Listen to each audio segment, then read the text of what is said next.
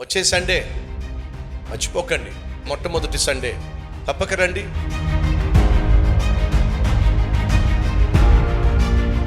మనం అందరం కలిసి దేవుని సన్నిధికి వద్దాం. మన జీవితంలో జయించలేని పాపము కానీ, జయించలేని పరిస్థితి కానీ ఉన్నట్లయితే జయిద్దాం, విజయం సాధిద్దాం. ఈ సంవత్సరము దేవుడు మనకు అనుగ్రహించిన కారణము ఎక్కడ ఓడిపోయామో అక్కడ విజయము సాధించడానికే దేవుడు మనకి ఈ నూతన సంవత్సరాన్ని అనుగ్రహించాడు.